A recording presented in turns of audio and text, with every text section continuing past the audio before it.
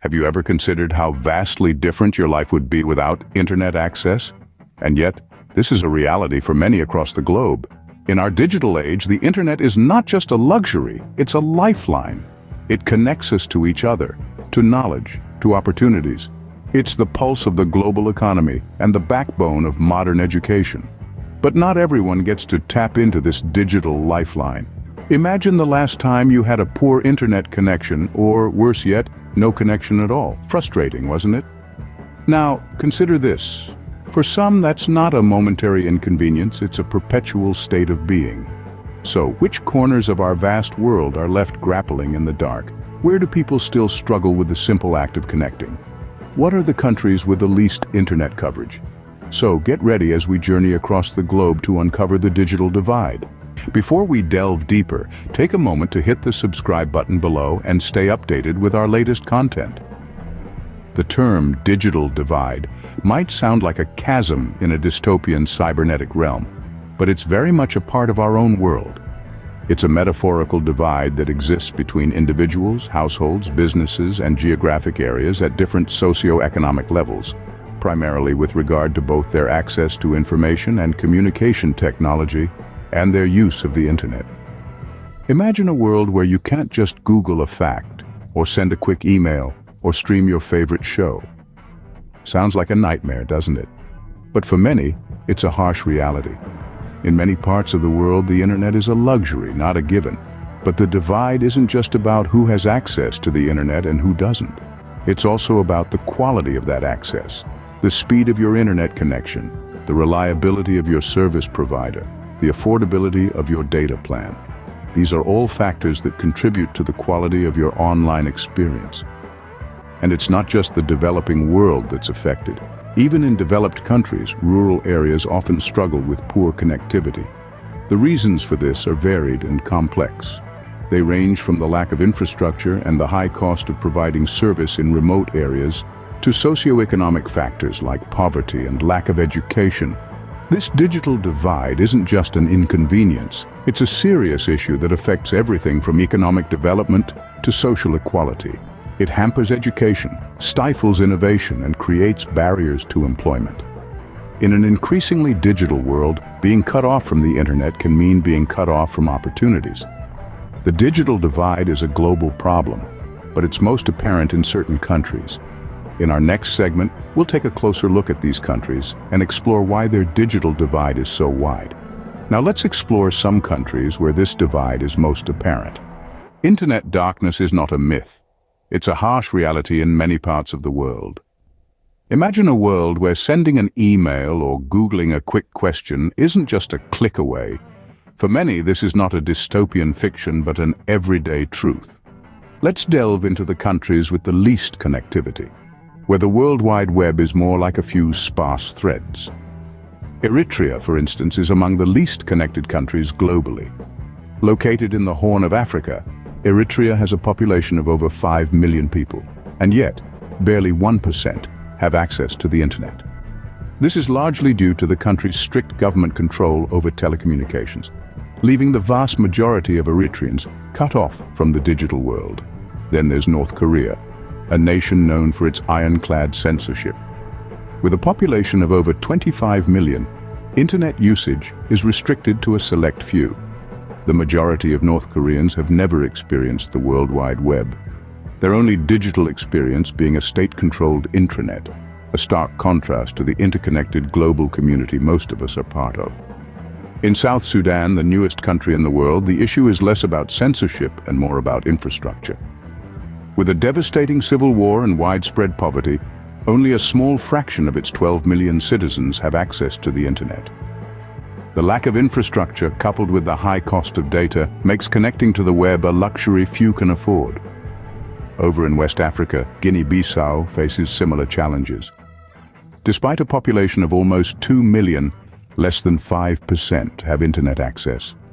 The country's history of political instability and its underdeveloped infrastructure significantly hinder internet connectivity. Finally, let's turn to Burundi, one of the smallest countries in Africa. Here, less than 2% of the population has access to the internet. Burundi's struggle with connectivity is primarily due to its poverty. With over 60% of the population living below the poverty line, the expense of internet access is simply out of reach for many. So, while we've become accustomed to the internet's omnipresence, it's important to remember that this is not the reality for everyone. For many, the internet remains an elusive concept, a luxury out of reach, or a tool heavily dictated by government control. But why is internet coverage so sparse in these regions? Let's find out.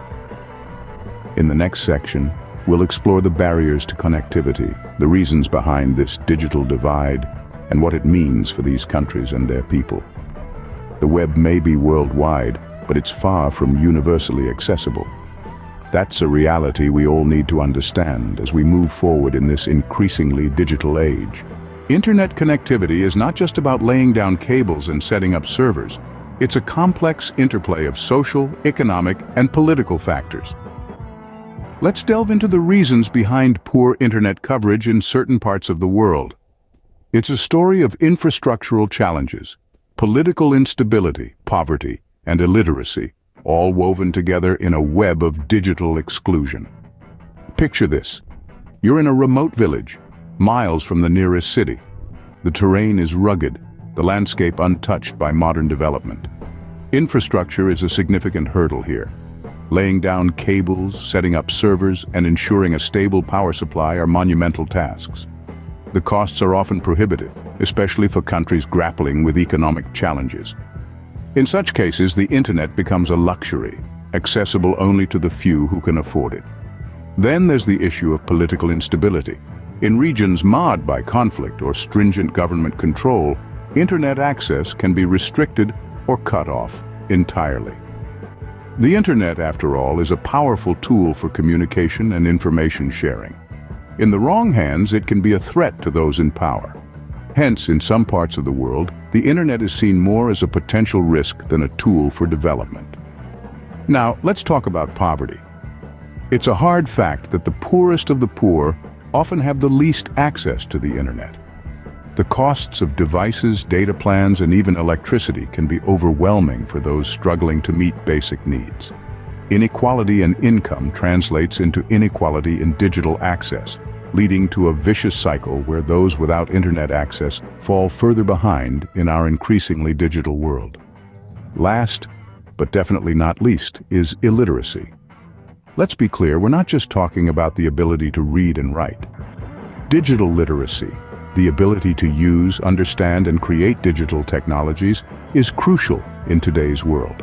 However, in many parts of the globe, both types of literacy are in short supply. Without the skills to navigate the digital world, the internet can be more of a maze than a gateway to information. These challenges paint a picture of a world divided, where the digital haves and have-nots live in different realities. But here's the thing, these barriers are not walls, they are hurdles, and hurdles can be overcome.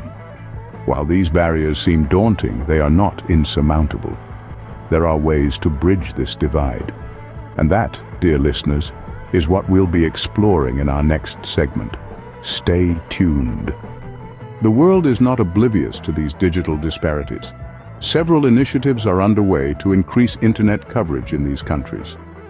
In the face of this connectivity crisis, many tech giants are stepping up to the plate, launching ambitious projects aimed at bridging the digital divide.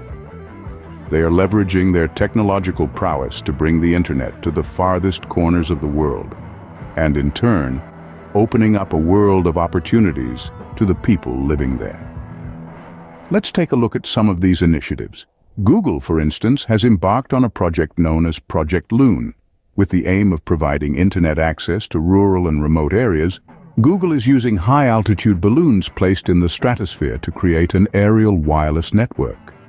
These balloons act as floating cell towers, delivering internet coverage to areas below. It's a lofty ambition, quite literally, and one that has the potential to change the connectivity landscape dramatically. Then we have Facebook's Internet.org.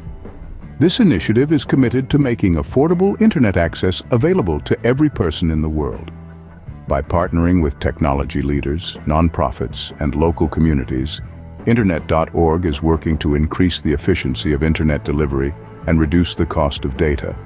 They're also developing a range of services to make the internet more valuable to people, such as tools to help businesses reach their customers or platforms to enable educators to share their knowledge with students far and wide. And it's not just the tech behemoths making strides in this space. Several smaller organizations, nonprofits, and even governments are getting involved. They're investing in infrastructure, developing homegrown solutions, and working collaboratively to tackle the issue on multiple fronts. From building undersea cables to launching internet beaming satellites, from creating local hotspots to developing low-cost smartphones, the world is witnessing a concerted effort to bridge the digital divide. But it's important to remember that these initiatives, while commendable, are not without their challenges. Technical hurdles, regulatory barriers, and logistical issues abound. And then there's the question of digital literacy. It's one thing to have access to the internet, it's another to know how to use it effectively and safely. Therefore, any solution to the connectivity crisis must also include a strong focus on education and empowerment. The impact of these efforts cannot be overstated. The internet has the power to transform lives, to spur economic growth, to facilitate social change. It's a tool for empowerment, a platform for innovation, a conduit for communication. And in this digital age, access to the internet is not a luxury, it's a necessity. These efforts are a beacon of hope, but they are just the beginning. There's still a long way to go. As we look towards the future, let's not lose sight of the goal. A world where every person, no matter where they live or what their circumstances, has the ability to connect, to learn, to grow, and to thrive. Because the internet belongs to us all. Imagine a world where internet coverage is not a luxury, but a basic human right. A world where every corner of the globe, no matter how remote or underdeveloped, is connected.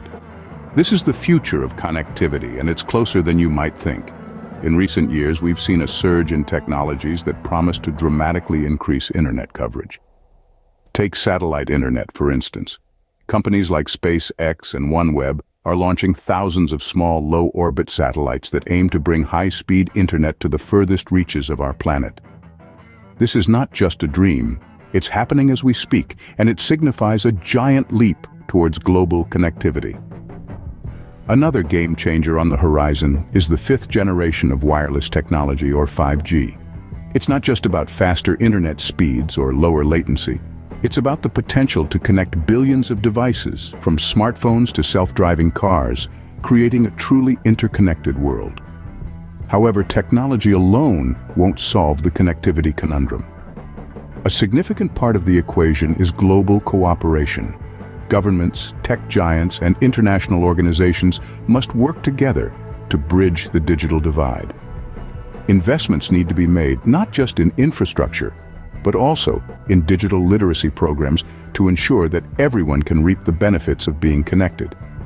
We must also remember that with increased connectivity comes increased responsibility. Cybersecurity, data privacy, and digital rights are issues that will take center stage, and we must be prepared to address them. The future of connectivity is not just about connecting places, it's about connecting people. It's about creating a world where information, opportunities, and resources are shared equally. A world where the digital divide is a thing of the past, and connectivity is a tool for empowerment, not exclusion. In a world that's more connected than ever, no one should be left in the dark. The future of connectivity is inclusive, and it's high time we made it a reality.